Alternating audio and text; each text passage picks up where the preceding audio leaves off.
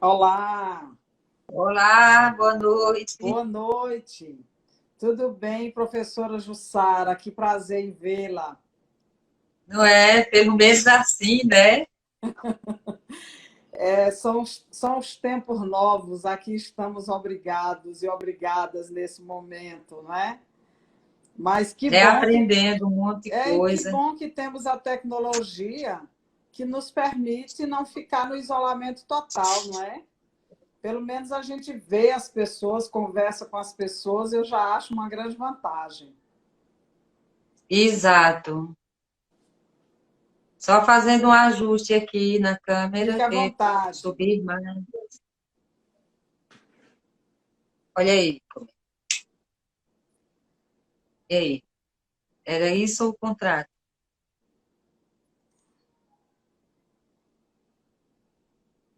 Só ajustando aqui a posição do.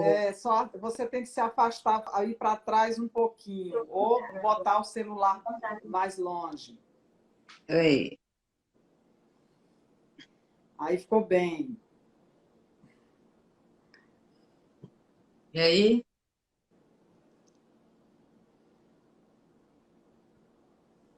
Aí está Pois bem. pronto.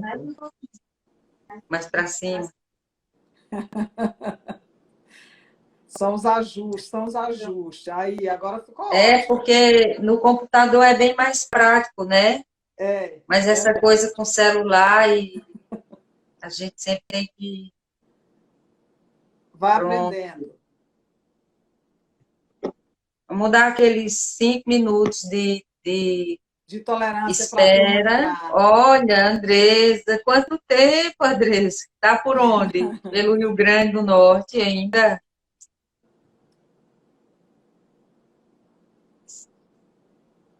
É isso, não sairemos dessa pandemia as mesmas É pessoas. E que verdade. bom, né?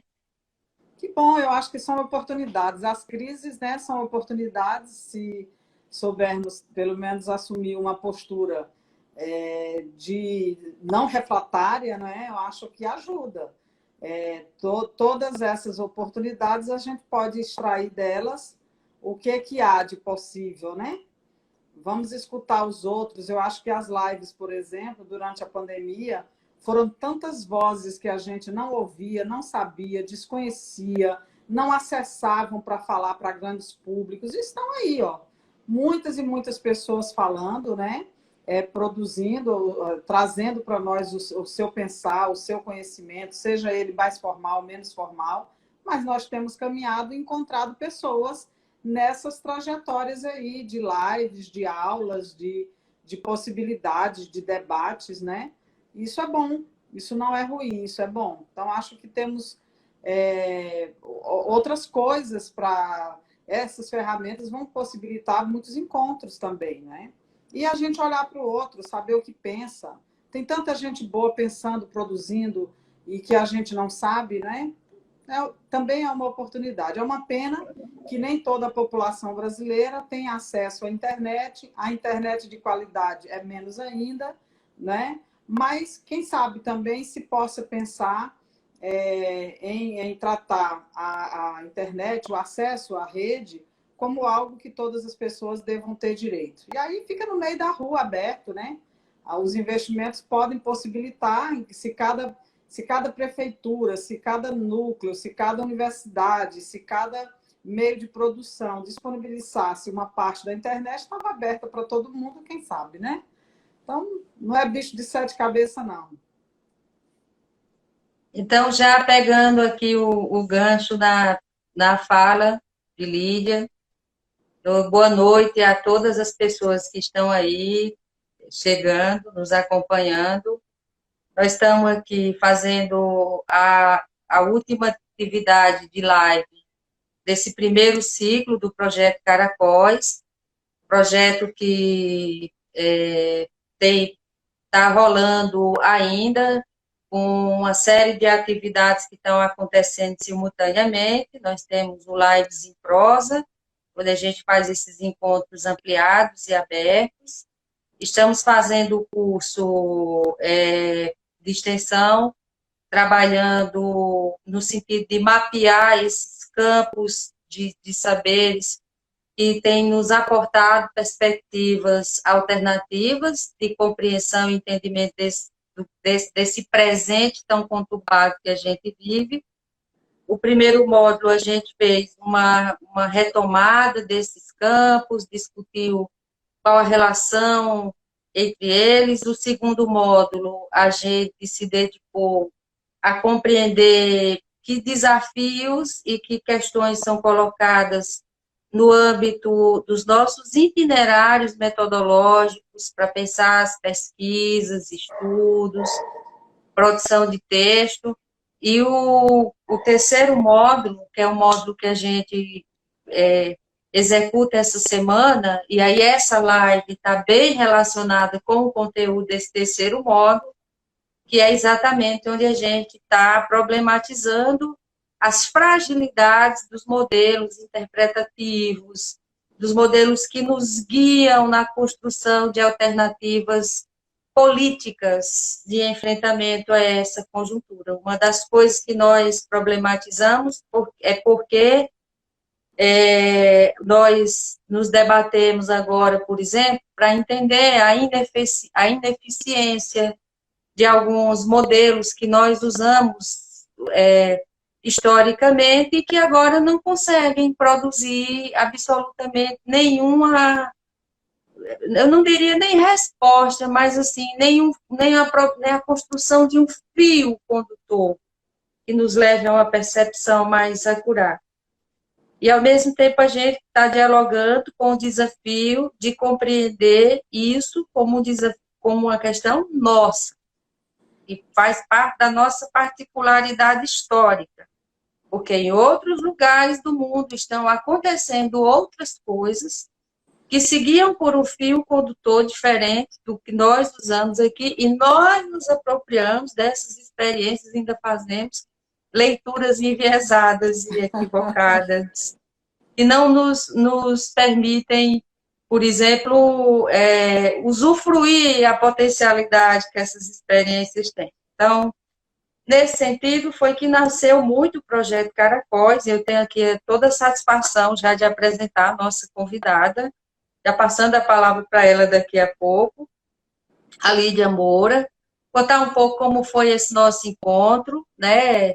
A gente teve uma proximidade maior na última eleição, e essa proximidade se deu pela plataforma que a Lídia apresentou, como postulante a uma vaga na Câmara Federal, e a maneira como ela posicionou essas discussões que nós fazemos, os arranjos políticos, para pensar esses públicos que são os nossos interlocutores, né? O público que a gente chama pertencente às comunidades, aos povos originários, nossos povos indígenas, quilombolas, ciganos, público LGBT, as mulheres, enfim, todo esse público que constituiu o escopo da secretaria, né? A maneira como se colocou, se pensou as políticas para esse público desde a sua campanha, e aí a gente fez aquele diálogo inicial, depois você foi para a secretaria e a gente se reencontrou naquela conferência do orçamento democrático. Nesse meio tempo, a gente já tinha construído essa rede com o Greconvida, com o LCTS, e dialogado com outros grupos sobre a necessidade da gente pensar esses parâmetros, pensar em como criar suportes mais contínuos, duradouros, pensar em redimensionar a relação com o Estado. E aí, disso, nós continuamos conversando. Surgiu, então, e foi posto em construção o projeto de articulação da rede de trocas solidárias, uma rede para trocas culturais e econômicas entre esses grupos. E daí surge também o projeto Caracóis. Então, é um encontro de muitas interfaces e de muita interlocução. E eu destaco aqui, Lídia, a maneira como vocês têm acolhido essa necessidade de problematizar como nós estamos pensando nossas políticas, né?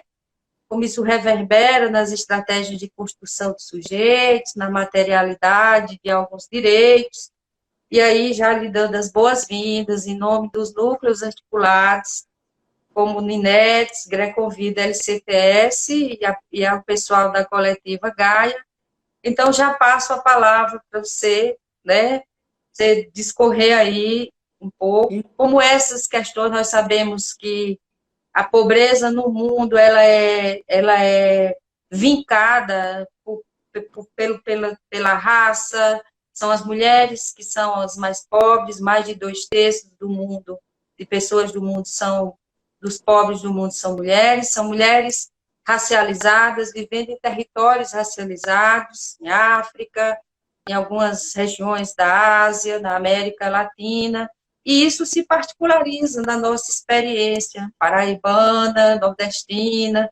Então, eu queria que você colocasse um pouco como que face essa realidade adquire no nosso cenário paraibano, como vocês têm lidado com isso, que ações estão em andamento, e bora lá, que vai surgindo mais conversa, mais pano para manga, né? Muito bem, olha, eu quero dizer que é uma honra muito grande estar dialogando com este grupo, porque Jussara é uma pessoa que está dentro da universidade e que pensa a universidade e a contribuição que a universidade deve dar para além daquele foco meramente acadêmico, que é respeitável, importante. Essa produção intelectual, sem ela, talvez a gente não tivesse conseguido na história dar passos importantes como os que foram dados, mas Jussara é uma professora que vai a campo, como a gente diz, né?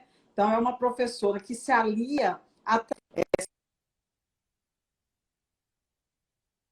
informações e vai procurar descobrir saberes para incorporar e se juntar, porque nada impede que, na construção de projetos, você escute o outro também, não é? A antropologia nos ensina isso todo dia. Vamos ouvir o outro, a tal da alteridade, né? Se a gente faz isso, quem sabe a gente encontra, se junta com aquilo que pensamos, podemos modificar o que acreditamos, podemos ir além, podemos juntar. Então, são muitas possibilidades que surgem no simples gesto de ouvir. Então, eu tenho muito respeito por esse grupo de trabalho e acho que tem saído daí grandes ideias que podem contribuir com o Estado da Paraíba para a implementação de políticas. É por isso que estamos construindo uma rede, é por isso que temos um projeto Caracóis, é por isso que acreditamos, inclusive, nessa democratização de criar os espaços de decisão, não apenas por a tal democracia participativa que existe em menor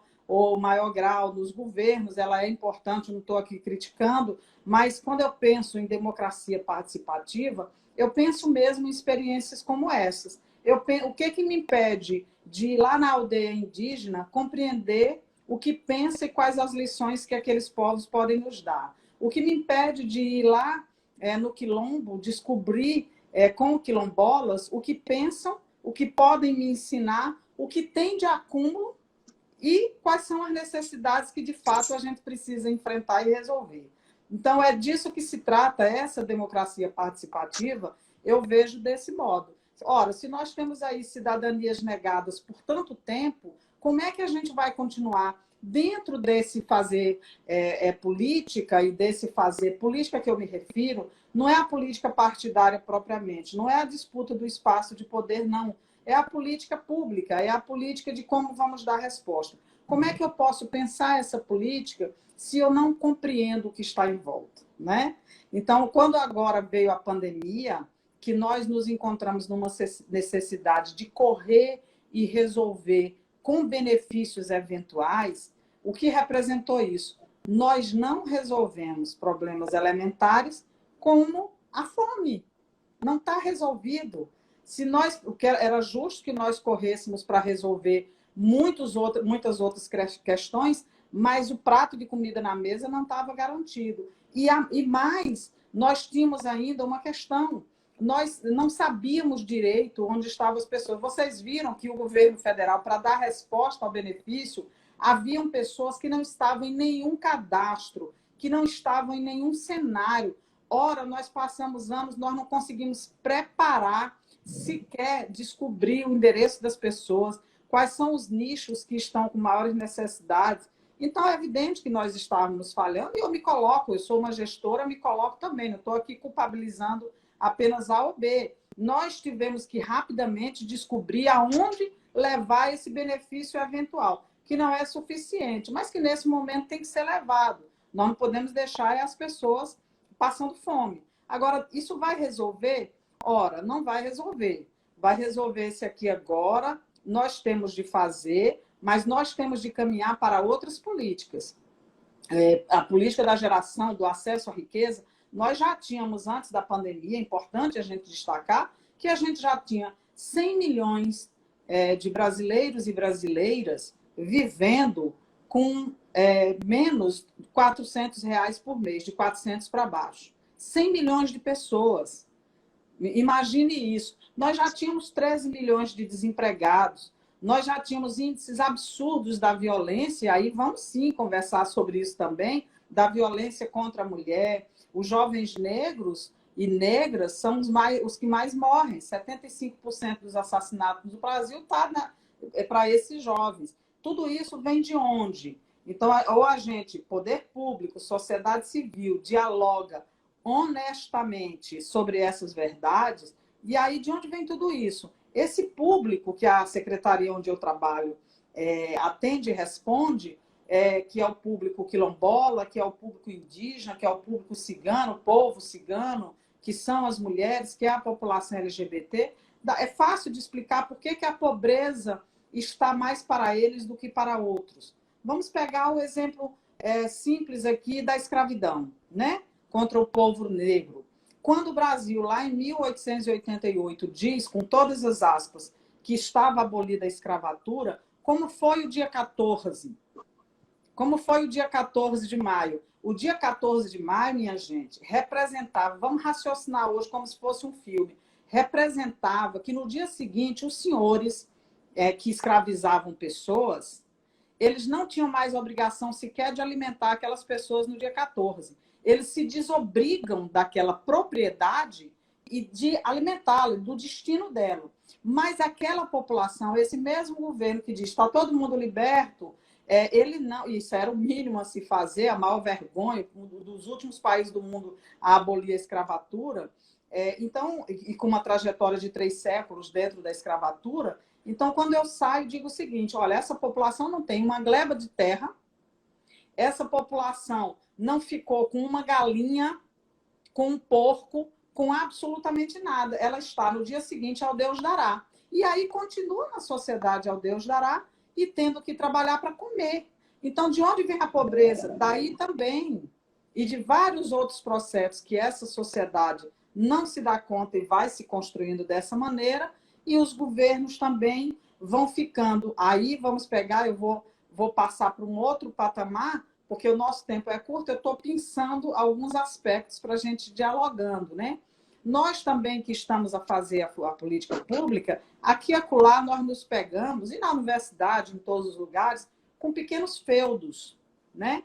Este projeto é meu, sou eu que falo sobre ele, só eu discuto, só eu encaminho. Esses pequenos feudos, né, que vai criando aí programas isolados, não vai adiantar para o nosso problema. Nós vamos continuar ali, ó, com algumas soluções momentâneas, mas essa política que expande, que dialoga, que busca compreender, que escuta o outro, ela vai ficando num cantinho. Então, toda vez que explode, seja uma pandemia, seja uma crise econômica, seja uma outra situação de calamidade, nós precisamos voltar para o benefício eventual, porque a gente não construiu redes, saberes, trocas, possibilidades, caminhos, não é? Nós não escutamos o outro e não definimos as políticas a partir da transformação desse caminhar, desse fazer política. Então, eu entendo que o fortalecimento das redes é talvez a mais sábia saída, né? São pactos, são redes que podem fazer aí, e aí não podemos esquecer da democracia participativa de modo nenhum, não devemos esquecer do processo de transparência, não devemos esquecer da perspectiva de raça, etnicidade, tudo isso tem de estar colocado. Mas essas redes, elas seriam uma espécie assim, de ações aí que vai juntar esses dois campos, né? A sociedade civil, o saber do homem e da mulher simples, com as obrigações do governo. O governo está aí para executar políticas, para propor, legislar, mas as pessoas é que são as destinatárias disso. Então, se nós não incluirmos essas pessoas, desde o planejamento, durante a execução, no acompanhamento dessas políticas, nós vamos fazer de conta que estamos desenvolvendo adequadamente e não vamos lidar com as desigualdades, que é o que se perpetua. Por quê? Porque a gente cria nichos, a gente cria aí esses pequenos feudos, a gente desloca para um poder que termina por compartimentar as coisas, e aí a gente não avança e nem nada. Então, fiz esse preâmbulo inicial aí já para lançar as ideias do debate, e se tiver oportunidade a gente fala também sobre as políticas especificamente e como a gente trabalha hoje na Secretaria da Mulher e da Diversidade Humana, que eu não concebo esta secretaria sem dialogar com todos esses atores, com todas as atrizes desse processo democrático do saber, de dialogar com a mãe de santo vai me dizer qual é a política que precisa. Não adianta eu ficar falando de intolerância se eu não perceber que em volta de um terreiro há toda uma comunidade e que necessita de muitas coisas da política pública. Não é propriamente apenas o direito dela professar a sua fé, não. Ali em volta tem vida abundante, né? E tem possibilidade de troca. Não adianta eu fazer de conta também, a população quilombola ela precisa de estrada, ela precisa do acesso à saúde, ela precisa de acesso e sistemáticas que deem a ela a possibilidade de renda, do acesso à riqueza. Agora, é a maneira dela. Não vai adiantar. Nós temos, por exemplo, lá na comunidade cigana, nós percebemos uma alta evasão escolar. Ora, porque a escola, e aí o secretário de saúde, quero deixar registrado, já me convidou para dialogarmos, encontrarmos e ouvir essa comunidade para ver a melhor forma. Ora, eu já sei, também a antropologia me ensinando, que ciganos e ciganas não ensinam o seu idioma para não cigano.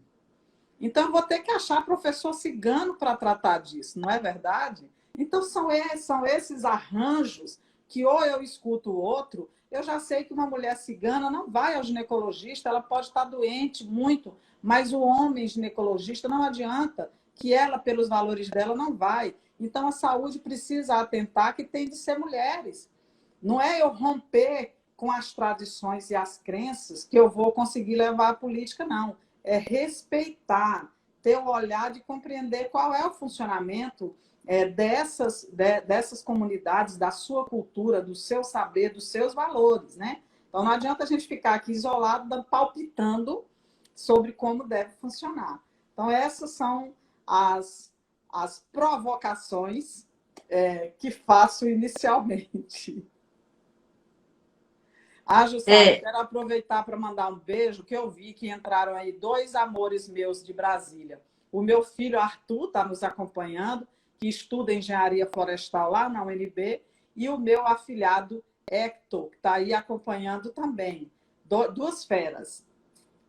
Ótimo, sejam bem-vindos, né? Eu vi aqui também a Érica, a professora Érica, do CRECOM Vida e LCTS, Ivoneide Lucena, o pessoal do curso também acompanhando. Eu acho que a gente tem problematizado entre nós, por exemplo, como a gente precisa rever também essa identificação que a gente usa para se autonomear como sujeito, porque nós vimos como isso foi usado para fragmentar os grupos também, né? E criou uma espécie de cultura de desigualdade entre os desiguais. Também. Agora mesmo eu falo, né, aqui de cátedra da experiência da gente com as pesquisas buscando indicadores, E tivemos a oportunidade de compartilhar aquela constatação, por exemplo, da subnotificação das populações de terreiro no âmbito do CAD único, como grupo populacional tradicional específico. A gente precisa problematizar a não inclusão do público LGBT nessa condição não é, de público que tem vulnerabilidades específicas. A gente tem também, no ano de 2014, nesse biênio 2014, 2015 e um pouco de 2016, a gente fez a pesquisa também com relação à condição de vida das lésbicas aqui na Paraíba e ficou muito flagrante essa coisa do suporte para o trabalho. E a percepção, já compartilhada antes, né, Lídia, de que muitos desses grupos, a questão maior não é nem a ausência total de recursos, é a maneira como não se dispõe de estrutura para aproveitar os mínimos recursos que se tem, né? Uma questão que nós constatamos, por exemplo, nas aldeias, o grande potencial para a produção de fruta, beneficiamento do coco, a criação das galinhas caipiras pelas nossas irmãs indígenas, né? Mas uma exploração absurda, porque o local é isolado, não é? Então, geralmente, quem vai comprar dita a política do preço, e na outra ponta a gente tem grupos, por exemplo, que poderiam pegar essa matéria-prima, beneficiar e encontrar canais de escoamento. Temos um público bem qualificado na universidade, o público LGBT, por exemplo, que detém esses conhecimentos relacionados à agregação de valor, distribuição. O que está faltando aí é um encontro, iniciativas que eu acho que, como vocês veem o Estado nessa gestão de vocês, já que você está colocando essa coisa da renda e do suporte econômico para o trabalho como uma coisa importante para pensar esses públicos. Então, Jussara, nós temos um governador que acredita nessa dinâmica. Isso é um ponto favorável para nós propormos a este governo que funcione e trabalhe dessa maneira. Essa produção em rede, que é um projeto que nós estamos trabalhando, né, com esse núcleo que você menciona, é uma possibilidade real. Nós temos um exemplo aqui, deixa eu lembrar, dentre esses que você cita, por muito tempo tem aldeias aí que forneceram as frutas a um preço que era sacas e saca por centavos, né? Era quilos por centavos, né? E aí, um belo dia, essas grandes empresas, né, que fazem aí sorvetes, sucos, enfim, nem quero citá-las, compra dessa maneira até que chega um ponto que essas pessoas percebem que nem vale a pena, né? Mas se nós montarmos uma estrutura ali, talvez, da fruta cítrica, da fruta, da polpa de fruta e outras possibilidades, nós vamos fazer com que essa produção possa trazer riqueza e possa beneficiar até as circunvizinhas e outras de outros lugares. Uma outra questão aqui, a louça, né? Os aguidás, o material que é usado pelos terreiros. Há pessoas produzindo em grande quantidade, ali na região de Santa Luzia, por exemplo, nós temos, em vários outros lugares. Talvez os terreiros de João Pessoa e de Campina, que são muitos, né, nem percebam. Nós temos aí, aqui na região de João Pessoa, foi catalogado num projeto da Secretaria com uma instituição da sociedade civil, recentemente, foi identificado aqui na cidade de João Pessoa e próximo aqui, 251 terreiros já catalogados. E outros virão. Esses foram aqueles que estavam aí para a gente ver. Mas existem outros, né? Então, a quantidade é enorme. E essa produção, o que consome? A indumentária, os tecidos que precisam, todo para os seus rituais, os elementos que precisam para os seus rituais. Será que essa rede não poderia estar fornecendo, estar produzindo, essas pessoas estarem consumindo dessa rede? Esse excedente de produção não poderia virar, por exemplo, um restaurante para atender essa mesma população que vem fazer determinados tratamentos e isso possamos avançar para dar conta também de uma parte da população que está com fome, que está com dificuldade até para fazer o seu trabalho, até para fazer, muitas vezes, o tratamento de saúde. Então, eu acredito nessa rede, esse governo acredita. Nós tivemos, nessa pandemia, algumas interrupções que nos atrapalham um pouco, já era para estarmos mais adiantados nesse processo, mas eu acredito que é possível a gente estabelecer essa produção em rede, sim, até para o consumo de hortaliças, os ovos, os leites.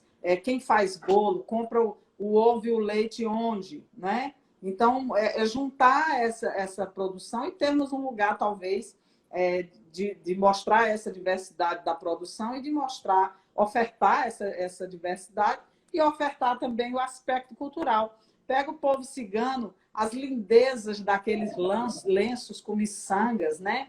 Para usar na cintura como cinto, para usar na cabeça, que elas próprias, as mulheres ciganas, se utilizam, mas que qualquer uma de nós pode adquirir como uma indumentária, como um objeto que a gente possa usar como enfeite para a nossa roupa, para a nossa indumentária. Então, são muitas essas possibilidades que nós temos de começar a enxergar que, às vezes, também as soluções são soluções simples. Eu já repito isso. Às vezes, a gente fica procurando projetos mirabolantes. Olha, a Secretaria da Mulher lançou um projeto essa semana, que é um acolhimento provisório para as mulheres, que, com o apoio do Instituto Avon, que é extremamente simples. Algumas cidades, nessa pandemia, as mulheres que já sofrem violência ficaram numa situação de violência ampliada, e algumas cidades acomodaram essas mulheres em hotéis. Nós raciocinamos, mas o hotel vai resolver o problema da violência? Não, ele vai guardar essa mulher por uns dias.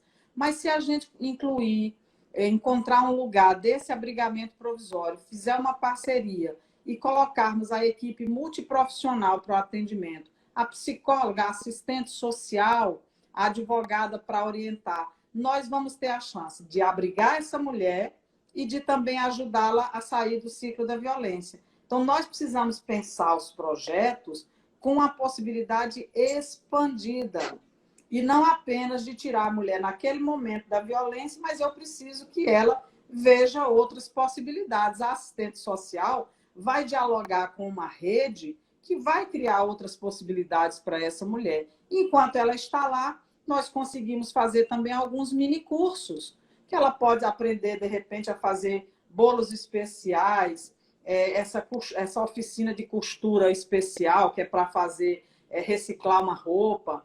São todas possibilidades, são cursos rápidos, estão lá. Essas mulheres, já temos mulheres abrigadas fazendo isso, e atividades lúdicas de canto e de outras coisas também, que nós devemos trazer para essa mulher um atendimento como todo. A psicóloga está lá também para atendê-la. Então, é disso que a gente fala. Então, essas políticas, elas são possíveis. Nós já estamos desenvolvendo projetos assim, né? Nós, quando instituímos a Patrulha Maria da Penha na Paraíba, nós trouxemos um projeto que algumas pessoas me disseram: você é doido, esse negócio pode não dar certo, vai explodir, porque em todo o país se faz a política a partir do deferimento de uma medida protetiva. Ora, quando a mulher denuncia na delegacia, ela fica exposta, e esse intervalo entre o deferimento e o agressor ser notificado ficava uma lacuna, e é nesse espaço que pode acontecer os feminicídios. Então, aqui, nós fizemos da seguinte maneira: na hora que ela entra na delegacia, que ela solicita a medida, ela já vai ser protegida. Nós podemos proteger. Nós não podemos alcançar o agressor, mas proteger a vida da mulher, nós podemos, né? Então, na Paraíba está sendo feita com esse diferencial. E tem funcionado. Nós não perdemos nenhuma mulher da patrulha. Vai fazer 1 ano agora, em agosto. Nós não perdemos nenhuma mulher, né? Algumas já foram desligadas, já recomeçaram sua vida. E é duro, não é fácil nós lidarmos todos os dias. Se eu fosse contar para vocês aqui as narrativas que surgem dessa violência, agora, nós vamos, se é para só conter a violência, nós não precisarmos da patrulha. O 190 resolveria. Então, nós precisamos dessa equipe multidisciplinar em torno disso para dar vazão a necessidades e a outras possibilidades para essas mulheres. Então, essa política, isso que você se refere, de como a gente enxerga, de como quem sou eu nesse processo, né? Será? Você é professora na universidade prestigiada. Se você vai dialogar, quem pode dialogar sobre educação é só a professora? Será que os estudantes e todo mundo que faz essa universidade funcionar não devem participar? Os alunos são os maiores interessados, porque ficariam de fora de qualquer debate, de qualquer discussão. Então, é disso que a gente fala, de olhar mesmo de uma forma mais aberta e ampla sobre o que precisamos fazer. Então, no governo, na secretaria em que eu estou atuando, eu fui a primeira a pedir benefício eventual. Quando veio a pandemia, que eu disse como é a história, as pessoas vão ficar isoladas, então aquela mulher que vive da faxina vai fazer como? Então, é claro que esse benefício é extremamente necessário. A população LGBT é de uma grandeza que, veja, com todas as dificuldades, numa população, em uma sociedade que não aceita que essa população tenha o direito elementar de amar, né? O acesso ao trabalho, Ave Maria, a sociedade nem fala, tem que ser aquela coisa às escondidas. Então, vamos falar do elementar, né? De amar, de estar produzindo também. Então, essa mesma população nunca se entregou e foi fazendo as suas várias revoluções. Todas as políticas que existem para a LGBT, foi a própria população LGBT que conquistou. Teve nada, absolutamente nenhum milímetro de graça. O que significa que uma população que é capaz de transpor esse nível de violência, fazer as suas próprias propostas, trazer e construir políticas que a sociedade teve de acatar, e precisavam ser mais, ainda são poucas. Então, veja o potencial desta população. Então, nós temos uma parcela dessa mesma população que, quando começa a descobrir a sua sexualidade, é expulsa de casa, que tenta se manter na escola, mas a escola não deixa, não permite, porque a escola agride, as direções permitem, a pessoa que cuida ali da escola tira brincadeiras, e muitas vezes esse menino e essa menina não conseguem ir ao banheiro. Se essa sexualidade dele for para uma pessoa travesti ou uma pessoa trans, isso é tanto mais grave. O que acontece com essa pessoa que não consegue transitar dentro da própria escola com liberdade, como um ser humano somente? Ele vai desistir da escola. Então, menos tempo de escolaridade, menos formação, sem a profissão e, evidentemente, com o subemprego, muitas vezes nem o emprego e muitos pela prostituição. Não estou dizendo que as profissionais e os profissionais do sexo não possam ter essa atividade. Podem ter o direito, desde que seja uma escolha, desde que seja um caminho escolhido. E não porque aquilo foi a única coisa que lhe sobrou para que ele pudesse ou ela pudesse sobreviver. Que aí vai estar insatisfeito, como em qualquer outra profissão, e vai estar vulnerável, né? Dentro de uma situação em que não gostaria de estar. Então, a gente precisa... Não é só o preconceito que a gente precisa avançar. Essa mesma população LGBT, que muitas vezes não é respeitada, mas quando ela tem o dinheiro, todo mundo quer. Então, você vai ver aí de tudo, de turismo a produtos especiais para essa população. Então, o dinheiro desse que escapou, que tem a grana, eu quero, né? Então, essa hipocrisia também, que aí governos não podem participar disso. Né? Governos têm de dar uma resposta efetiva, têm de responder com políticas para que essa população possa viver com a sua cidadania plena, e eu penso que a nossa secretaria está fazendo isso. Agora mesmo nós estamos desenvolvendo um projeto mais voltado para dar uma resposta para a população LGBT mais idosa e a população LGBT em situação de rua.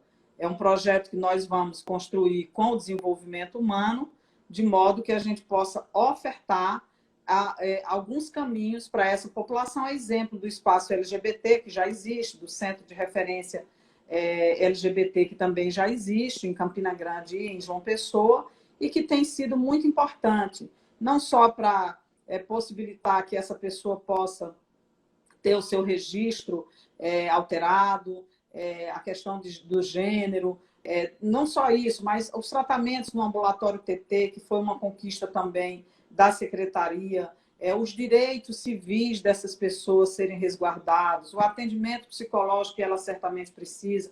Então, são políticas que estão consolidadas. Uma delegacia especializada na Paraíba é suficiente? Talvez não, mas nós temos essa referência. Nós temos a cela LGBT no presídio. Então, nós temos possibilidades para que essa população, e aí eu estou falando de todos os direitos humanos a que nós temos de trazer para a discussão. E estou falando com muita rapidez também, mas dizendo que esse olhar que um governo ele não pode estar entregue só ao interesse de A ou de B, é por isso que governos são eleitos. Então, se tem alguém que é contrário à política para a população LGBT, cabe ao governo impor essa necessidade que uma outra parcela tem da política, fazer as discussões que precisam ser feitas, mas não se entregar a interesses morais. Porque aqui nós estamos falando, são de outras necessidades, são de questões de saúde, da escolaridade, do acesso à renda. O aspecto moral qualquer um pode ter,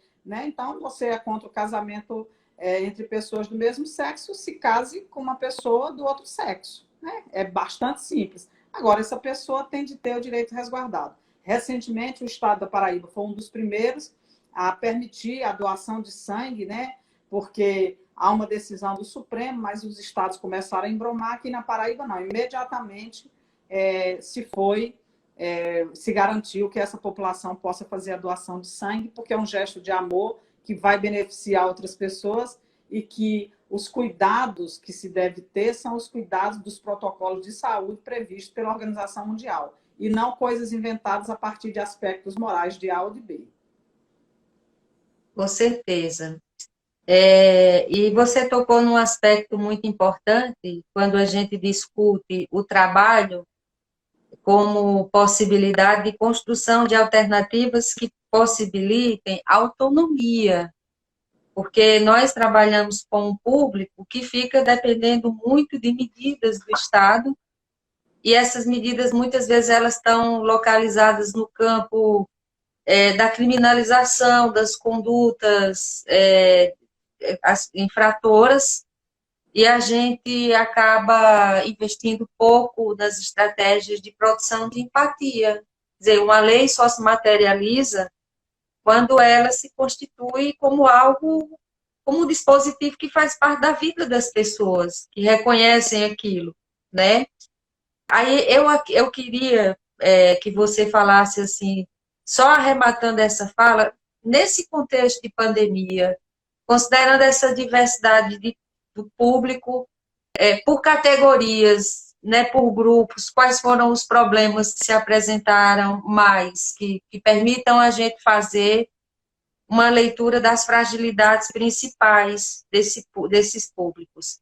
E só dizendo o seguinte, daqui a pouco, deixa eu ver aqui, daqui a 15 minutos a gente encerra esse primeiro bloco, mas eu acho que tá bom, tá mantendo a live, tá chegando, mas a gente podia abrir outro, né, Lídia? Pode, porque tem sido tão raro a oportunidade de conversar sobre essa coisa do modelo de atendimento, né?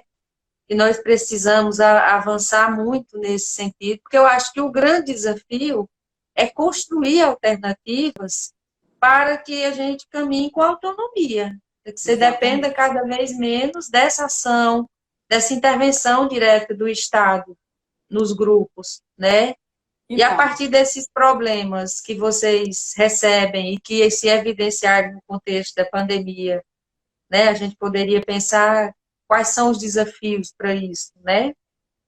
Quando a gente encontra o processo do isolamento, que foi necessário, porque senão as pessoas iam morrer todas, então, só para a gente fazer um parêntese, de que o vilão não é o isolamento, o vilão é o vírus. Então, havia essa necessidade, e aí nós pegamos o seguinte, tem uma grande parcela da população na informalidade, se virando, portanto, o acesso à renda, o acesso à riqueza é o que está precário. Se nós tivemos políticas de transferência de renda, e aí essa política não deu conta de avançar. Essa política ela continuou dando uma parte dessa renda, mas ela não criou mecanismos de qualificação das pessoas para o mercado de trabalho. Porque dentro dessa política de transferência de renda, poderíamos ter pensado isso. E o Brasil está pensando isso há muito tempo. mas nunca deu conta de seguir. Olha, vou dar um exemplo aqui só para a gente, que é bom a gente trazer a história. Em 1962, no governo João Goulart, houve um ministro, o primeiro Ministério do Planejamento foi criado lá em 62. E quem foi esse ministro do Planejamento? O economista Celso Furtado, paraibano aqui de Pombal. Qual era a preocupação de Celso Furtado? Ele dizia, não há uma integração. Vejam, esse modelo está errado, porque ele depende da União. Estão lá estados e municípios sempre pedindo, com o pires na mão, e a gente não olha qual é o potencial desses estados. Qual era a proposta dele? Um desenvolvimento regional, que até hoje a gente não conseguiu. E esse desenvolvimento regional era para fazer o norte ou o sul mais rico ou menos rico? Não. Ele queria esse desenvolvimento olhando a realidade local e jogando esse desenvolvimento, esses modelos, para dentro da estrutura nacional toda. Um modelo bem pensado, de gênio. Não aconteceu. O Brasil retrocede com o golpe de 64. É evidente que esse modelo, né? João Goulart, por exemplo, tinha a ideia também que ele dizia, ó, se a gente lotear e der terra, só o que existe nessa faixa, na beira da estrada, está feita a reforma agrária. Não precisamos nem tomar a terra de ninguém. É evidente que esse homem, que era muito importante para esse país, não foi adiante, a própria sociedade derrubou. Então, esse modelo de desenvolvimento é que nós temos de perceber, porque essa população, como eu disse, e fiz esse parênteses só para a gente entender como a gente está sempre voltando e errando nas políticas e não construindo um modelo sustentável, é porque quando você identifica que lá na aldeia São Francisco e tantas outras, se pode pegar a mangaba e outras frutas e transformá-las ali mesmo em riqueza para disponibilizar para o consumo e esse dinheiro ficar ali, as pessoas continuam catando isso e vendendo para grandes conglomerados a preços módicos. Então, essa riqueza não chega ali, essa riqueza é transferida. Essa fruta que eu encontro ali, ela é transferida. Então, nós percebemos essa fragilidade, ela permanece. E aí, por isso que nós temos de ter uma proposta que essa produção se dê de maneira local, e não precisa ser grandes produções, não. São produções para uma parte desse excedente virar renda, virar riqueza, né? E nós percebemos também, Jussara, que é preciso estruturar, porque, veja, uma comunidade que continua com dificuldade de estradas, e aí essas estradas são vicinais, são responsabilidades do município, mas nós temos que encontrar uma maneira de intervir para que o município tenha esse olhar também. É uma fragilidade nessa política, não é? Porque se eu tenho a dificuldade de escoar essa produção, por menor que ela seja, eu vou precisar escoá-la, vou precisar levar até um outro lugar, porque aquela minha comunidade ali, ela está produzindo junto comigo, então eu preciso levar para outras comunidades, né? Então nós percebemos como uma fragilidade, uma dificuldade. O acesso à saúde. Nós temos hoje no governo do estado uma ampliação nesse modelo de saúde, que a pandemia terminada, nós vamos ter estruturado aí leitos de UTI por toda a Paraíba, coisa que qualquer pessoa que precisava de um UTI tinha que vir para João Pessoa, talvez Campina Grande no máximo. Nós vamos ter uma estruturação. A pandemia nos ensinou a estabelecer esse modelo de hospitais regionais funcionando e funcionando bem para dar vazão a essa necessidade. Então, o governo precisa, parece-me, e aí quando eu digo governo, eu incluo o município, eu incluo o governo federal, ele precisa estruturar para que essas necessidades básicas estejam sanadas, para que essa pessoa possa produzir livremente o que vai resultar em riqueza, né? Então, se nós não olharmos para o desenvolvimento com essas especificidades locais, claro que eu tenho que pensar nessas coisas, como é que a gente chama?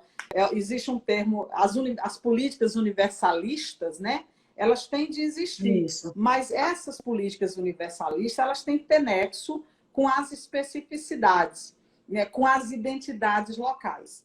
Então, eu acho que é isso que nós precisamos, é o pulo do gato, para a gente caminhar para um modelo sustentável.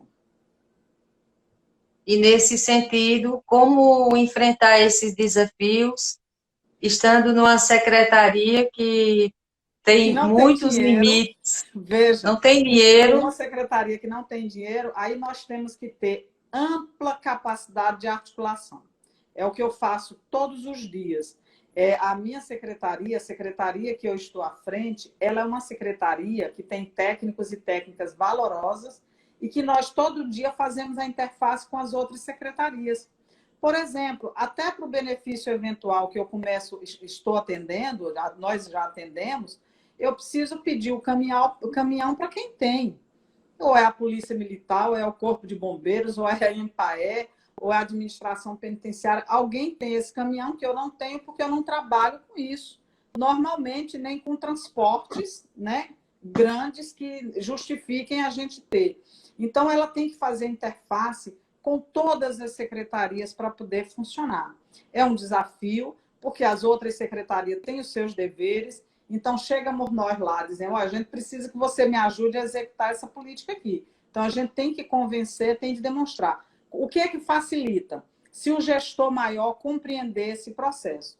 Então, se há uma ordem, como no nosso caso, existe um olhar do governador João Azevedo para isso, então nós temos uma chance melhor. Por quê? Porque ninguém também vai dizer não só para dizer não. É claro que aquilo que puder ser construído junto, vai ser construído junto, né? Então, nós temos aí uma série de parcerias com várias secretarias. O plano da igualdade racial, que começa a ser executado este ano e tem uma previsão de mais 3 anos, é um plano que vai envolver 26 secretarias e órgãos do governo. Então, ela tem interface para a execução desse plano, todas as secretarias têm responsabilidade nele, porque só a Secretaria da Mulher não daria conta, né? Então, o desafio é o governo ter um olhar de que os direitos humanos, as populações tradicionais, a população LGBT, as mulheres, que são esse escopo nosso, esse público diz respeito ao governo e tem de ser tratado sempre como política de governo. É esse o grande desafio, mas nós estamos caminhando bem, eu diria. Então, Lídia, nós caminhamos para o fim dessa primeira hora, mas tem 2 pontos que eu acho que a gente tem que aproveitar essa conversa para tratar, que é em relação à relação com a universidade na construção dessas alternativas. E um outro ponto que, pelo menos na nossa ação aqui, ficou flagrante, nós temos alguns conflitos com a democracia representativa. Acho que nós estamos vivendo um momento em que essa necessidade de você indicar representantes para falarem por você, pelos grupos, ela está muito posta em xeque. Acho que parte da nossa dificuldade de ter, digamos, conduções diferentes para análise e enfrentamento dos cenários que temos aí, parte da nossa dificuldade de compreender esse esgarçamento. Isso ficou muito evidente agora, a gente fez algumas ações e recorreu a você diretamente, por exemplo, com a questão dos terreiros e outros grupos que se colocaram no sentido de desautorizar esses mecanismos da representação indireta. E aí nós temos um arcabouço montado, quer dizer, o Estado se relaciona com a sociedade civil só através desses mecanismos que começam a ser questionados pela própria sociedade. Como é que a gente constrói um outro ciclo a partir daí? Eu sei que, a princípio, seria a função da sociedade tentar chegar no nível da cobrança, mas acho que tem essa coisa aí atravancando. As pessoas vão acabar chegando sem a mediação das representações. Como é que vai ser isso? Eu até anotei. Eu acho que você vai ter que encerrar para a gente responder, mas eu já queria entrar nesse ponto das representações. Nós temos um perigo, que são os corporativismos e alinhamentos com quem está no poder, né? Então, eu vou chamar este grupo, porque esse grupo vai fazer como eu penso. Então, se a gente abre democraticamente de verdade, eu não sei quem vem, e ótimo que eu não saiba, porque o debate se estabelecerá. Então, enquanto a gente estiver querendo também essa representação que seja alinhada e que seja aquele corporativismo, é um problema, não é de verdade essa democracia e essa representatividade não acontece de verdade. E qual é o prejuízo? O prejuízo é que eu não vou ser instigada, os governos não serão instigados, ficam na zona de conforto, não fazem o debate que se faz necessário e não repensam suas ações. Então, a gente não caminha, né? Então, isso é algo que a gente precisa realmente tratar de uma outra forma. Né? O pacto que eu tenho que fazer com a sociedade civil é o pacto de diálogo para o estabelecimento de política. Agora, como ele vai agir, inclusive me cobrando, é um direito que possui. Né? E a gente precisa exercitar isso de novo. Eu mesma não tenho problema nenhum contra críticas. Né? Lógico, eu aprecio as críticas respeitosas. Mas, às vezes, quando me dizem que isto não está funcionando bem, é uma oportunidade de eu refazer o caminho. Né? Vamos refazer o caminho, não é verdade? Então, isso nós temos que caminhar de uma outra maneira. Às vezes, também, nós estamos aqui subordinadas, muitas vezes, a uma situação que nos é imposta. Né? Por exemplo, vem o Ministério Público, por exemplo, só um exemplo, estou dizendo que é um caso concreto, mas vem o Ministério Público e me manda fornecer benefício eventual, essas cestas básicas, para determinado ente. Ou eu forneço, ou vou ser representada criminalmente. Então, é preciso fornecer. Então, muitas vezes também eu acho que o papel de quem fiscaliza também precisa ter o olhar de como é que estamos fazendo esse trabalho. Esse trabalho está sendo feito adequadamente, inclui quem necessita, né? Um dia desse me pediram a lista de para quem eu tinha entregue, que queriam fazer uma comparação. Eu digo, não veja. Se você vai atender uma comunidade, ela precisa, não importa se ela já recebeu, se ela continua precisando ser atendida. Né? Ela continua com fome, não foi suficiente, nós temos de buscar atender. Então, discuto até essa coisa que muita gente está dizendo, tem muita gente que não teria direito ao benefício. Olha, alguns até acho que pode ter, mas a imensa maioria não.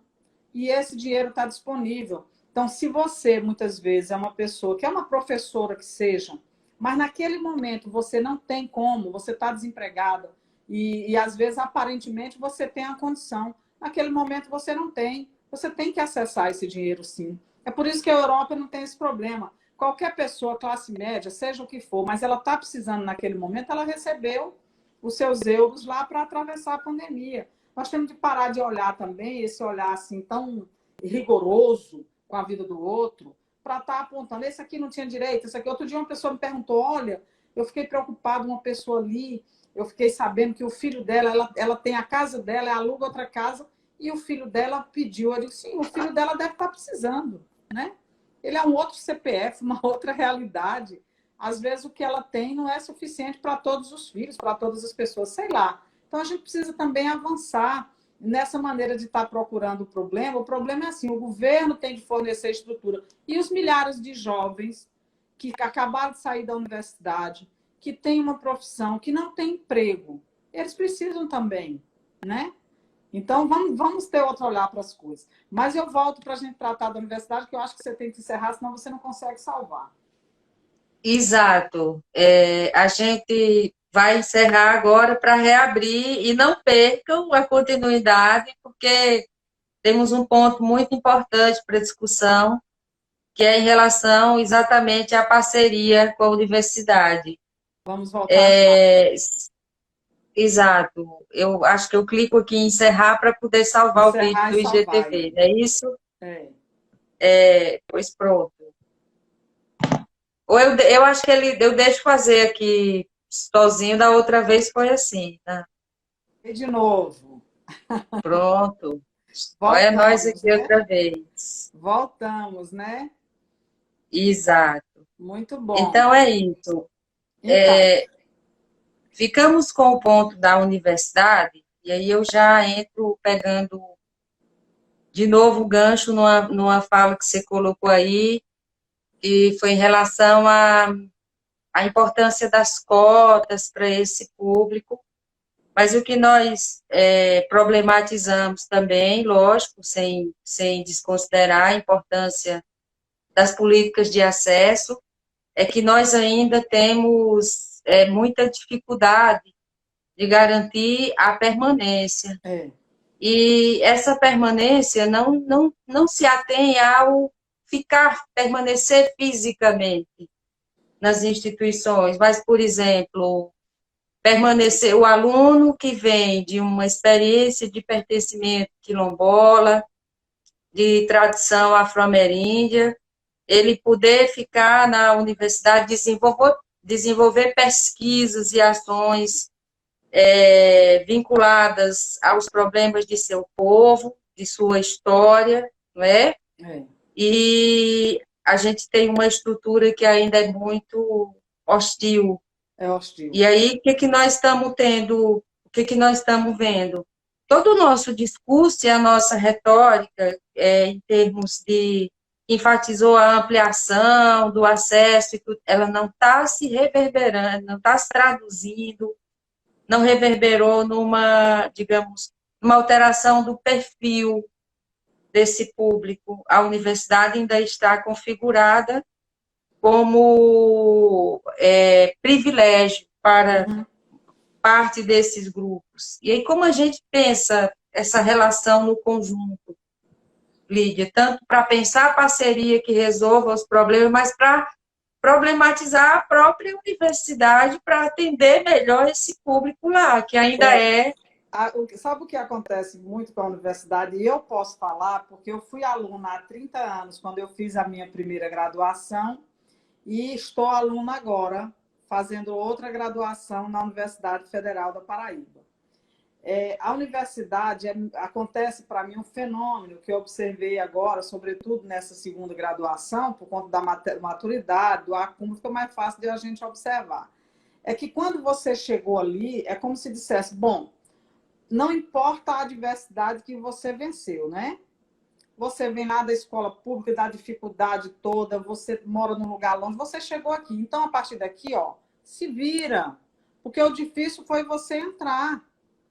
Mas você não está aqui, somos todos iguais. Escutei muito isso quando se dialogava sobre dificuldades, por exemplo, de se precisar fazer um determinado trabalho e uma produção acadêmica e aquele aluno X ou Y não ter o computador em casa para acessar isso, né? E algumas pessoas olham, porque há os grupos predominantes ali, que olham assim, meu Deus, como é que pode? Como é que conseguiu passar no Enem, né? Então, se chegou até aqui, que é o mais difícil, então a universidade é meio que lava as mãos, me parece. Olha, passou, chegou aqui, é tudo igual, aproveita, vai fazer tua graduação, te vira aí, se insere nessa comunidade. E nós temos realidades que onde essa pessoa vai morar. Estou falando primeiro dessa realidade duríssima, onde ela vai morar, como ela vai comer, como ela vai viver, que espaço ela vai ter. E quando se trata, se isso já é difícil, quando se trata do pertencimento, da bagagem que ela carrega, a universidade não olha para isso, nunca. O que você traz, olha, vamos estudar e vamos direcionar para o que está colocado aqui. Que grandes possibilidades, imagine uma estudante ou um estudante quilombola trazer para dentro da universidade esse pertencimento, esse acúmulo, essa visão de vida que ela traçou até chegar ali, né? Imagine uma mulher ou um homem trans com toda a vivência, né, de violência, inclusive, que teve para chegar até ali. Que contribuição essa pessoa, como é que essa pessoa pode, na pior das hipóteses, nos ensinar como não cometer essas violências? Então, essa pauta dessas pessoas, se estiver na universidade, mas eu não digo que ela deve estar na universidade só com os textos que a gente lê, tem produções acadêmicas maravilhosas, isso eu não estou negando, não. Elas existem, são importantes. Essa parte intelectual que nos é trazida é maravilhosa. Se não fosse isso, a gente ficaria na escuridão total, né? Mas como essas pessoas que têm esse conhecimento, que não é o conhecimento acadêmico, que é de vida, pode fazer essa integração na universidade. Eu acho que isso ninguém pensa, em geral, não se pensa. É um ou outro projeto de extensão que vai incluir a pessoa e que a pessoa tem ali a oportunidade da fala. Eu não digo isso, eu digo partir de quem chega determinadas propostas que possam ser aproveitadas para a universidade. Essa troca esse vai e vem que precisaria existir, isso dificilmente. Às vezes a gente cai na graça de um professor, uma professora, como você, por exemplo, Jussara. Mas isso é pouco. Não que não seja valoroso o que você faz, é valoroso, mas isso deveria ser uma política da universidade como toda. Aí você vai me dizer, mas a universidade funciona assim mesmo, com seus núcleos, com seus departamentos, eu sei. Mas se a gente tivesse um acordo, um pacto, que esses saberes, ao chegar e ingressar na universidade, terão um valor para a universidade planejar os seus 4 anos seguintes, não seria interessante? Né? Eu digo é dessa possibilidade que eu acho que falta. E aí, se falta o restaurante, se falta onde essa pessoa vai morar. Nós sabemos de casos trágicos de pessoas que tiveram suas bolsas, porque é uma batalha para conseguir uma bolsa que vai cobrir, é um dinheiro que vai garantir ali o seu aluguel, que vai garantir a sua passagem de ônibus, que vai garantir a sua possibilidade de permanência. Uma bolsa dessa é cortada, por exemplo, tem casos trágicos de pessoas que responderam com suicídio. Eu não estou brincando, inventando, né?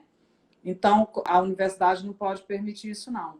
A universidade tem que dizer o seguinte, olha, tem um funil terrível para essas pessoas chegarem até aqui.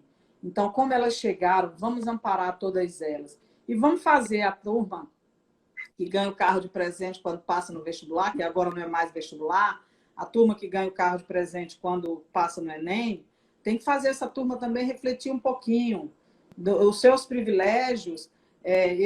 Eu vou contar um exemplo aqui besta, vivido na minha sala de aula, nessa nova graduação. Nós tínhamos pessoas que elas faziam, agregavam aquela história, um carro leva 4, né?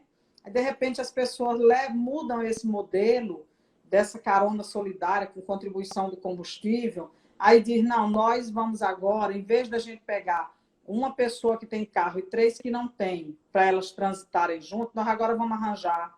Esse aqui que tem um carro diz, eu vou arranjar 3 outros que têm um carro também, aí eu venho uma semana, esse vem outra semana, esse vem outra semana e esse vem outra semana. E aí são os 4 que compartilham. Os outros que não têm carro estão absolutamente excluídos. Percebe como também a gente não exercita dialogar com quem chega, com seus privilégios, que vai continuar compartimentado dentro da universidade com esses privilégios, porque a universidade não se tem ao trabalho de fazer essa tarefa que é chata, que é dura, que é difícil, mas tem que ter esse exercício de que ali passa a ser uma comunidade. Vamos viver coletivamente durante essa graduação? Eu sei que não é um exercício fácil, mas a universidade tem a condição de fazer, né? Quem menos tem seriam outras pessoas, a universidade tem essa condição. Eu sou adepta da universidade para tudo. Eu acho que a universidade tem respostas para a sociedade, tem respostas para essa sustentabilidade, tem respostas dessa troca de saberes. São respostas 1000 que a universidade pode trazer. Eu sou uma entusiasta, eu tenho muita fé na universidade, não só pelos projetos de extensão, pelas pesquisas, mas eu acredito que é um lugar transformador, né? Ninguém entra numa universidade e sai igual. Até se o cara for muito ruim, ele vai potencializar esse lado ruim, mas que ele vai potencializar na universidade, que a gente espera que seja sempre para o bem e trabalha para isso, mas a universidade é um campo assim. Eu acho que temos muitos desperdícios de possibilidades na universidade. E acho também que tem muitas pesquisas, muitas pesquisadoras e pesquisadores que, se cair em desgraça dentro de uma universidade, ele sequer caminha, né? Há um poder também constituído nas universidades. Então, aí é uma disputa também, que nós estamos longe do ideal. Agora, se a universidade se compreendesse como um espaço de possibilidade do fazer coletivo, a gente tinha uma chance mais bacana, bem melhor. Nós fizemos uma discussão aqui com o professor Naumar Almeida Filho, que eu acho responsável por um dos melhores projetos de universidade, pelo menos na avaliação do Boaventura de Souza Santos, eu concordo. Né? A gente tem um problema com a estrutura da universidade brasileira, que é muito arcaica.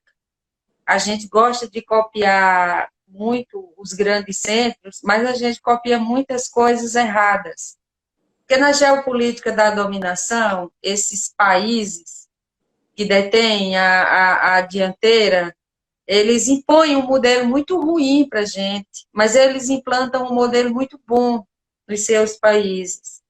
Eu acho que parte do que nós temos hoje de problema na estrutura da universidade deve-se muito às coisas que nós precisamos corrigir, atualizar, né? Realinhar, e a gente fica muito vulnerável ao discurso externo que mapeia nossas fragilidades, porque essas fragilidades existem, nós não nos assenhoramos dela como deveríamos, né? E aí esses problemas que nós acumulamos, eles vão se refletir, por exemplo, nos altos índices de assédio que nós temos na nossa universidade, na segregação das práticas, se a gente for olhar, por exemplo, os índices de produtividade, tudo, eles são vincados por esse recorte de gênero, porque a divisão sexual do trabalho nos acompanha onde a gente vai. Se a gente sai para uma dinâmica de relação mais regional ou interregional, a gente sofre muita... A geopolítica ela é cruel e ela vai reproduzindo essa lógica, né? Coisa do Nordeste não é todo igual. Uma coisa é você ser do Nordeste, sendo da Universidade Federal da Bahia, por exemplo, até a de Pernambuco. Outra coisa é você ser do Nordeste sendo de uma universidade estadual, né? De um recorte territorial já mais subalternizado. Então, acho que e é muito, sobressai-se muito na sua fala essa ideia de que a universidade também tem que se transformar para ela poder ser parceira nessa construção, não é? Para ela incorporar esses saberes, né? E uma das coisas que o Naumar problematizou na fala dele foi essa também. Se a gente for olhar direito, a universidade, ela não se abriu, ela não se tornou popular ainda. Ela nem universidade é. A gente ainda lida com essa lógica de um conjunto de faculdades. Conjunto de faculdades. Não é? Para você a lógica entre os cursos já não é simples. Veja a diferença de como trata qualquer universidade, como são tratados os estudantes de medicina, ou mesmo do direito. Veja a diferença de estrutura para quem vai estudar, por exemplo, pedagogia ou antropologia, que são extremamente necessários, ou biologia que seja, né? O estudante de medicina, a faculdade de medicina, é diferente, gente. O próprio direito, eu estou cursando direito, é diferente de como nos veem. Há determinados níveis de respeito, né? Que se impõe. Então, assim, se há dificuldade de transitar entre os cursos, né? Avalie entre universidades. Então, como a própria USP se vê, como outras a Universidade de Brasília se vê, como a Universidade Federal, a Universidade Estadual, tudo isso. Ninguém olha para você dizendo, olha, que saber, que acúmulo essa mulher nos traz.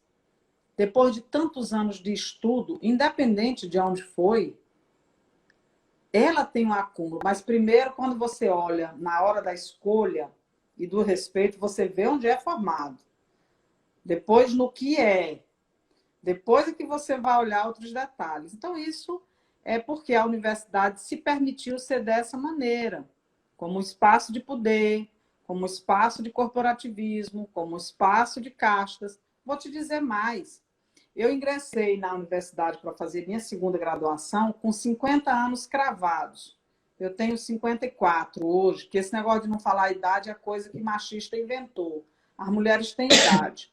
Então, veja, quando eu cheguei lá com 50 anos, um professor de antropologia, maravilhoso, né? História de antropologia, ele mandou todo mundo dizer o nome, quem era, a idade e por que estava ali.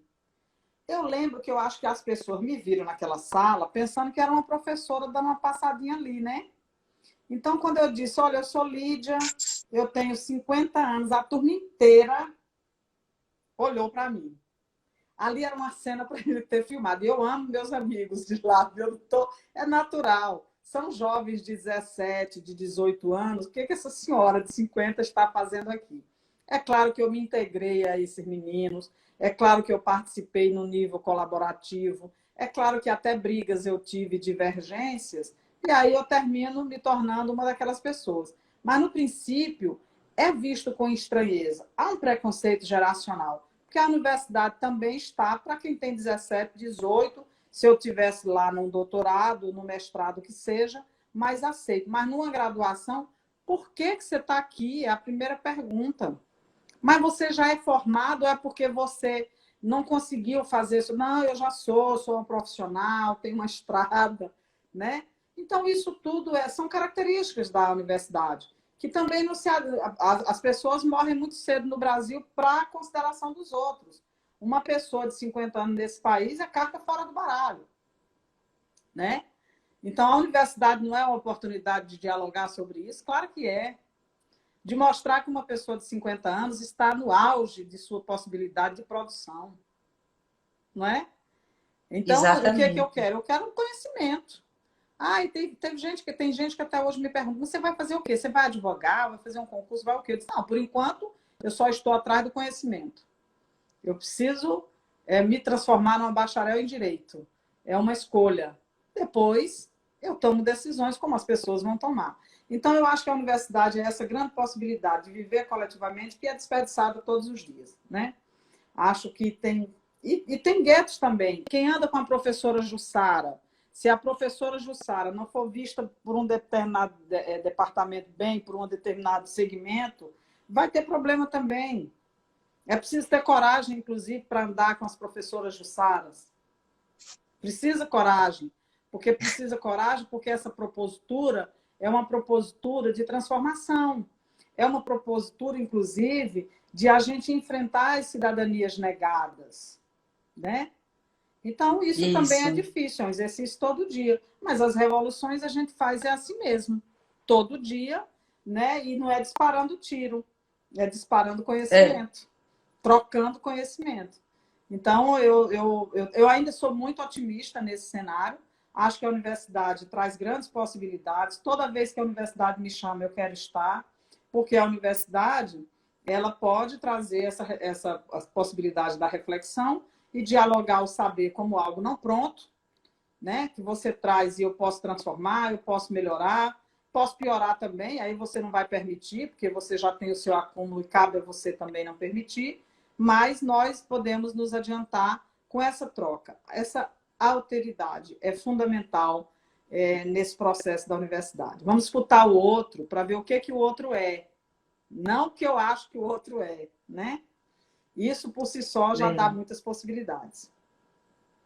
Só lembrar que já existem propostas assim de universidades transformadas ou criadas com essa nova reconfiguração, e é muito importante a gente resgatar essa dimensão da sabedoria como parte do conhecimento, porque a nossa universidade ela trabalha muito hoje na perspectiva de dotar, instrumentalizar o sujeito com informações para desenvolver alguma técnica operativa em alguma profissão, algum recorte, ou para se tornar aquele pesquisador que vai investigar isso e aquilo, mas quase se tornou quase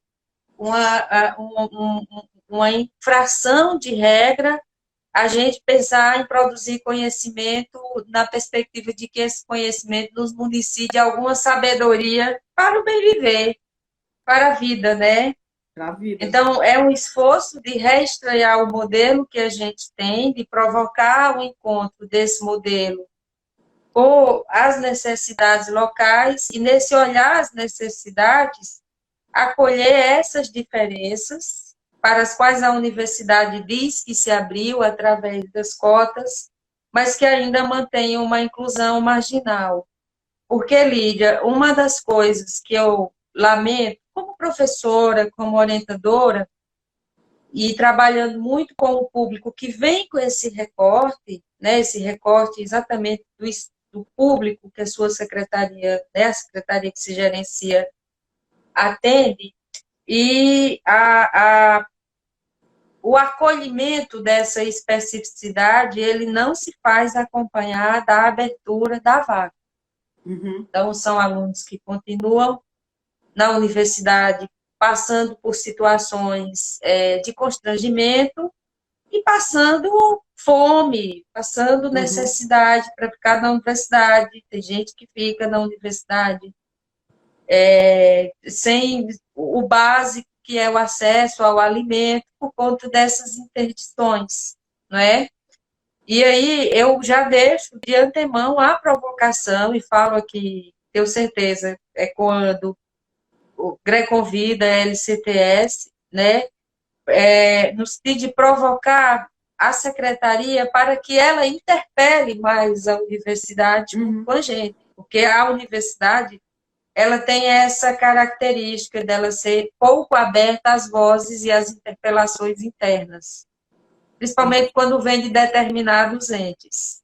Eu acho que nós somos uma comunidade, por exemplo, que escuta pouco o que determinados entes colocam. E a gente tende a ser mais atenta às críticas quando ela vem do alunado. Mas, por exemplo, um colega dizer para o outro as coisas, a gente realmente é ignorado, não é? Então, a gente precisa dessa interpelação, não é? De quem nos financia, de quem gerencia esse recurso que nos financia, e uma interpelação conjunta no sentido da gente pensar como é que a gente pode construir junto, né? Como é que essa discussão pode transversalizar a nossa prática de pesquisa, de extensão, as políticas de atenção social.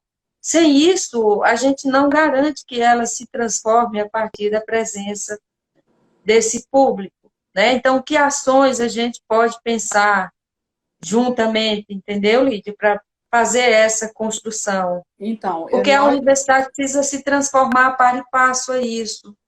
Eu acho que a universidade, como eu disse antes, é uma casa, é um espaço de saber e de possibilidades mil, até de nós pegarmos. Vejam, se a universidade tem o acúmulo intelectual, esse saber organizado, e eu pego aqui esse saber do homem e da mulher humilde, que tem a vivência, eu transformo isso em projeto e vamos executar juntos, a nossa possibilidade de sucesso é muito maior, né? Nós vemos agora, por exemplo, eu não abro mão da universidade, nesse projeto que nós estamos construindo, dessa produção criativa em rede, porque eu acredito piamente que a universidade tem respostas tecnológicas, inclusive, tem os caminhos, né, dessa organização sustentável para que esse saber e essa produção possa ser transformada em riqueza. A universidade tem condição de me dizer isso melhor do que o governo, né? E melhor do que esse homem e essa mulher simples sozinha. Então, eu particularmente não abro mão e vamos construir nesse sentido. Mas eu acho que nós devemos perguntar mais vezes para a universidade também, sabe? Nós devemos perguntar mais vezes. Perguntar mais vezes, o que eu digo eu que estou aqui fazendo a política pública, propondo a política pública, a Assembleia Legislativa que está, pode convocar mais essa produção para nos dar, nos apontar resposta, porque essa produção vai fazer ligações, como essa ligação simplesinha que eu fiz aqui, né, de que lá em 62, Celso Furtado já dizia que nós precisávamos de desenvolvimento regional. A universidade tem como juntar essas partes melhor, né? Então, é disso que nós precisamos. Mas a gente também, eu acredito, Jussara, que a universidade fica lá meio na dela, fazendo a sua produção à sua maneira, e a gente aqui também fica distanciado. Eu acho que a gente tem que ir mais lá para dentro, né? Para dizer, nos apontem alguns caminhos aqui. Olha, eu estou pedindo a você aqui, vamos chamar esses professores, professoras, esses alunos e alunas para os diálogos, para os debates. Vamos conversar um pouco mais, né? Eu acho que se houver essa interação desse diálogo, nós temos possibilidades mais concretas, mais eficazes para avançarmos mais, né? Mas quando eu faço a crítica de que a gente precisa, na universidade, exercitar mais esse viver comunitário, é para que as soluções possam incluir a todas as pessoas. Porque, às vezes, eu não estou preparada por uma condição X, mas estou para outra. Então, se o olhar for de que essa parcela dá isto e esta dá aquilo, vamos juntar essas partes, né? Então, eu acho que a gente precisa ainda mais. Olha, a Universidade Federal da Paraíba, em Santa Rita, eu vejo muito pouca a integração com aquela comunidade, até de projetos de extensão. Quando a universidade foi para lá, era só para a gente lá aqui de João Pessoa ou de outras cidades ir para lá fazer os cursos? Ou o argumento de se criar aquele campus, como outros tantos, é de que aquela comunidade precisava da universidade ali? Eu creio que a resposta seja a segunda opção, né? A universidade, se você olhar as universidades, os campi de várias cidades que nós temos no estado da Paraíba e em outros, elas modificaram a realidade de uma cidade. Até o dinheiro circula mais, que as pessoas vêm mais, precisam consumir ali também. Vêm pessoas de outros estados. E no interior é possível avançarmos com essas novidades. Se você olhar aqui hoje, nesses cursos, durante a pandemia, as universidades abriram vários cursos. O nível de procura é altíssimo. As pessoas procurando, a resistência, né? Os professores não querem, turmas muito grandes, tem lá os seus argumentos, mas a população, todos os cursos que estavam abertos para qualquer pessoa se inscrever, todos tiveram altíssima procura. Ou seja, o que a sociedade está dizendo? Eu preciso da universidade, eu preciso melhorar meu currículo. Veja, às vezes o currículo de quem está no patamar aqui não precisa de um curso de 20 horas ou de 40 horas, mas aquele currículo que está menor, que ainda não conseguiu avançar, esse, só de escrever lá, Universidade Estadual da Paraíba, por menor que seja o curso, Universidade Federal da Paraíba, por menor que seja a carga horária, vai melhorar esse currículo, porque na hora do olhar, né, do empregador, dar uma olhada naquela visão, daquele currículo, ele vai dizer, essa pessoa se interessa por estudar, se interessa por esta temática e procurou a melhor universidade. Percebe? Então, a população está dizendo, eu preciso que vocês abram mais vezes essa possibilidade desse caminho para mim, que não consegui fazer o curso aí, talvez, que tive que parar o meu curso, mas que eu quero buscar esse conhecimento. A gente precisa parar da ideia também, Jussara, de que só vale o conhecimento formal. O conhecimento formal é importante, eu não estou menosprezando as pessoas que têm anos e anos de estudo, que fizeram graduação, mais de uma, que eu mesma sou exemplo disso, acredito tanto no estudo que estou estudando, ou no mestrado, ou no doutoramento. Não estou menosprezando isso, tudo é fundamental. Até para a gente manter uma organização de como a gente faz essa transformação e como a gente leva adiante esse saber. Organizar isso é muito importante. Mas existem outros conhecimentos, muitas vezes, que eu procuro. Às vezes, eu estou precisando de um curso de literatura, de Libras. Eu mesma sou uma pessoa que quero estudar Libras. A universidade pode ser essa oportunidade, né? Então, eu estou citando exemplos. Veja, esse é um debate muito superficial. A gente não está aprofundando nada aqui, estamos trocando ideias, mas a universidade pode ser esse celeiro. A universidade pode ser oportunidade desde o conhecimento puro e simples, a formação formal, né, estruturada, ou mesmo o currículo melhorado. Tudo isso a universidade pode ofertar. Perfeito. Lídia, tem aqui até queria dizer o pessoal que está participando com a gente, se quiser colocar questões aí, a gente cata e lê aqui para discutir. Mas tem aqui no grupo do WhatsApp nosso um pedido do pessoal para a gente falar mais desse projeto da rede de trocas solidárias, em que consiste, como a gente pensa em fazer, as etapas, quais são os grupos. Então, Eu deixo para você colocar, que eu acho que a voz da secretaria, que é quem vai dar condição da gente... Como é que estamos pensando? Eu não vou contar tudo, porque se eu contar tudo também vai perder um pouco do mistério que a gente quer revelar lá na frente. Isso. Mas a primeira informação importante é que nós precisamos fazer um diagnóstico. Quando você faz o diagnóstico, você vai justamente começar o diálogo com os entes envolvidos. seja aquela população, seja aqui no campo do governo, seja a universidade.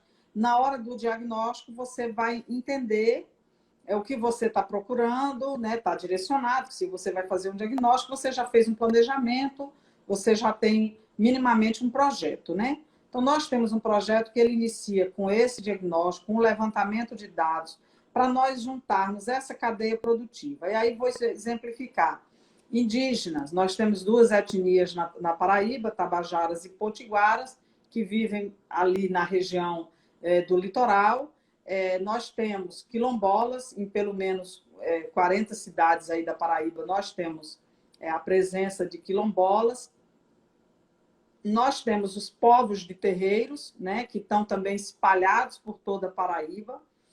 Nós temos as mulheres, nas suas necessidades várias, que estão dentro de todas essas comunidades, mas que nós devemos ter um olhar com essa questão de gênero, é muito importante. Somos metade da população, estamos em todo lugar, mas temos de olhar, porque ficamos fora dessa cadeia produtiva há muito tempo. Nós temos a população LGBT, que é de uma criatividade, de uma produção. Nós temos intelectuais magníficos dentro dessa área, como nós temos pessoas ávidas pelo acesso ao conhecimento, mas que têm uma contribuição a dar. Então, essas produções estão soltas. Qual é a nossa ideia?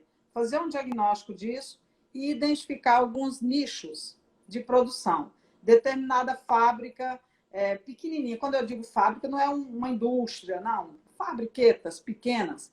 Por exemplo, numa região do sertão, pegar uma produção, essa produção das louças, os aguidás, as louças que a gente citou, uma produção dessas frutas, a pessoa que faz a produção orgânica aqui na região de Lagoa Seca. Então, a nossa ideia é que essa cadeia, a gente possa organizá-la, ela faz as trocas de consumo entre elas próprias e esse excedente pode ser disponibilizado.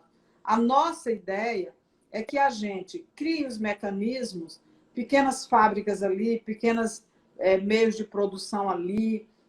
Muitas vezes tem uns que nem precisa você criar essas pequenas fábricas, mas apenas o escoamento dessa produção, aonde vou vender e como vou vender. Então, a gente imagina, e estamos trabalhando com a universidade, por meio do Ninetes, por meio do Já Convida, por meio desses núcleos que podem nos trazer essa possibilidade, nós queremos organizar essas várias produções.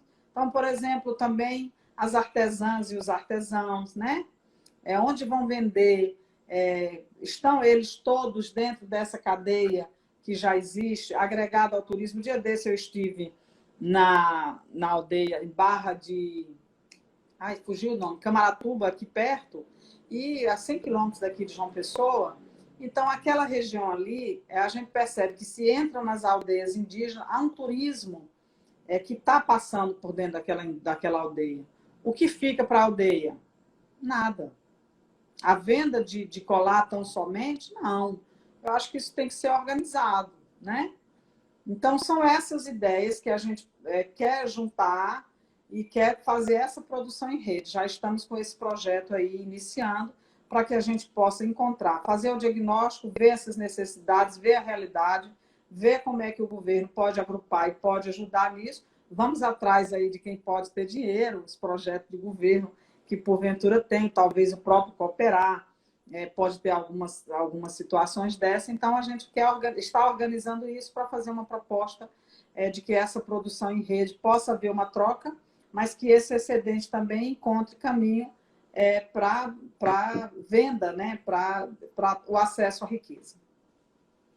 E nós temos muitas experiências boas de incubadoras funcionando e experiências que estão dando certo porque tiveram esse olhar diferenciado para o fato de que estão lidando com grupos que têm demandas específicas que precisam ser acolhidas e interpretadas numa temporalidade específica, porque já acumularam muito atraso, né, Lídia, desse descompasso. E, por exemplo, Verdade. a gente imaginar que as nossas potiguaras conseguem, por exemplo, resolver todos os problemas que elas têm para ter acesso à renda, né, como nós identificamos que num determinado momento, pela perda dos suportes, as meninas adolescentes estavam se organizando para vender o cabelo por um preço assim ínfimo para a indústria de cosméticos, né? De perucas, E né? assim, mesmo tendo os meios para não passar por essa situação, os meios, digamos, da produção, mas não tem os outros meios que são necessários, assim como as mulheres lá de Tandas Pias, que a professora Érica traz muito nas falas dela, nas pesquisas, ela está aqui agradecendo a Ah, sua que fala, eu bom. já fazendo a Uma referência grande a ela, né? cabeça. Uma grande Então, cabeça é aí isso, também. esses grupos, eles precisam exatamente dessa ação que cria esse suporte que permita superar os obstáculos. E é nessa que nós vamos juntos. Eu já encaminho, nós daqui a pouco já vamos encerrar de novo a segunda live, Vamos mas acho sim. que foi ótimo a gente poder falar, não é, dessas coisas que estão em andamento e problematizar isso. Então, eu encaminho para as suas considerações finais, já agradecendo aqui em nome de todos os grupos articulados de comunicar que nós estamos com esse projeto em andamento, já tá pronto, eu vou inclusive encaminhar. Até mandar um abraço para a professora do campus da UEPB lá de Catolé do Rocha, que está trabalhando nesse projeto conosco, na fábrica da ração natural Vamos resgatar de os peixe. batiques, né? Vamos resgatar os batiques daquela Sim, região. vamos atrás, está fechada aquela cooperativa para Pois é. produção, e daqui a pouco todo mundo esquece, que é um ofício que se passa na tradição, né? Da oralidade, aquele Da oralidade. ensinamento ali. Vamos É, perdendo. Jussara, eu quero agradecer e já dizer que nós estamos firmes nesse projeto com o Ninetes, com o Greconvita, com o LCTS, enfim, com a Universidade Estadual da Paraíba. Acho que é muito importante esse celeiro de ideias, um grupo de professoras e professoras muito sérios e sérias que encontrei nesses diálogos, né? Que você está coordenando, que nos apresentou tanta gente bacana, eu não vou mencionar todos, porque corro o risco de esquecer alguém importante nesse processo, mas são professores e professoras e alunas muito sérios, que têm projetos e o desejo de fazer algo perene, que permaneça e que seja sustentável.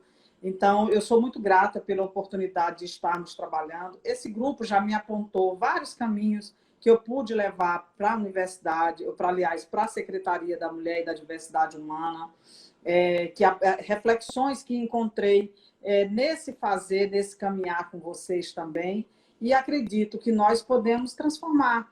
É transitória a nossa estada por um governo, seja ele de quem foi eleito, ou seja, de quem foi nomeado, foi convidado para integrar uma equipe, é transitório. Então, por esse período em que cá estamos, só terá valia, só terá validade se a gente fizer o diálogo com todas as pessoas, com todos os grupos e trazermos a possibilidade de desenvolvermos um projeto sério, um projeto grandioso. Né? Nós temos aqui dizer que na nossa atuação, esta secretaria ela tem uma representatividade muito grande, que são as mulheres, a população LGBT, negros, a população tradicional como um todo, que aí vamos ter quilombolas, ciganos, ciganas, indígenas, os povos de terreiro, do candomblé, da umbanda, da jurema sagrada. Então, tudo isso é uma responsabilidade que nós não podemos passar sem trazer esses saberes para dentro dessa possibilidade de projetos. Então, não pode ser daqui para lá tão somente. Chegamos nesta secretaria, vamos levar. Não, é de lá para cá, nos dizendo como fazer, o que precisa, que a gente vai conseguir avançar. Eu estou muito feliz com tantas possibilidades dessas construções e acho que desse núcleo de diálogos que estamos tendo com esses representantes da Universidade Estadual da Paraíba, nós podemos, sim, transformar esse pensar em projetos efetivos para essa população.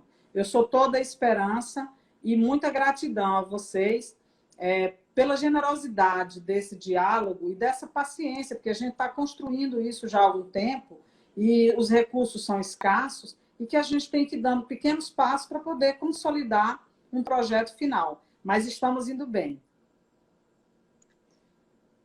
E quem está com mais disposição para tocar esse projeto está aqui, do lado de cá, né? Tem uma galera aí na expectativa grande, de professoras, estudantes. Eu acho que é uma ideia inovadora em relação às próprias práticas de economia solidária que são experimentadas no Brasil. A gente sabe que é uma luta incluir esses temas no âmbito da própria economia solidária, né? Isso tem a ver com a maneira como a economia solidária se desenvolveu, se desenrolou como um campo, mas eu acho que é isso aí, Lídia, né? Vamos em frente. Não existe caminho, o caminho é caminhar. Está sendo feito nessa caminhada, e acho que temos possibilidade, o insight é muito bom, possibilidade de fazer uma coisa para inspirar outras coisas, né?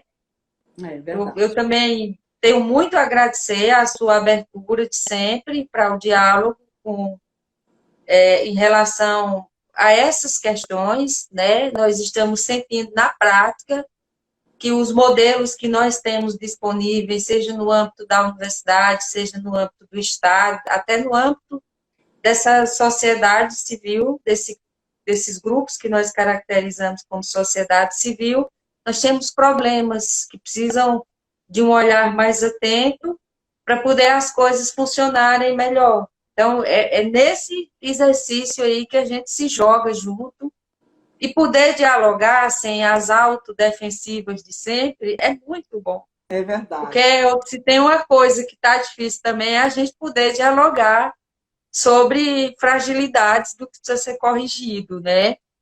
Verdade. Então, acho que quando a gente encontra... Não está nada pronto, a gente tem que ir no fazendo que a gente vai aprendendo mesmo. Mas, olha, muito obrigada, fiquei muito feliz com esse diálogo, aprendi muito aqui hoje também, e vamos em frente, porque o jeito é trabalhar, né? É a única possibilidade que temos, né? É nesse momento seguir adiante, vencendo as adversidades e acreditando nos milagres que são a própria vida.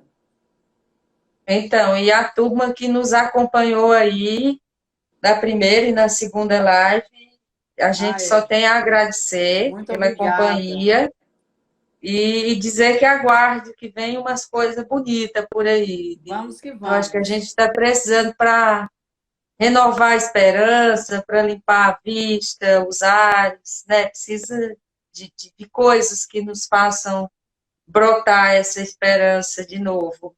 Muito não é? bem. Que está meio... Um grande beijo para vocês todos. Um grande beijo para todos e todas que nos acompanharam e pela equipe maravilhosa que viabiliza tantos projetos bacanas. Vamos em frente. E muito obrigada a todo mundo. Desafio grandioso, é isso mesmo, Mariel. Mas quem gosta de desafio está aqui, né? Aqui. Um abraço. Boa noite, gente. Muito obrigada. Até a próxima. Até o próximo encontro. Obrigada.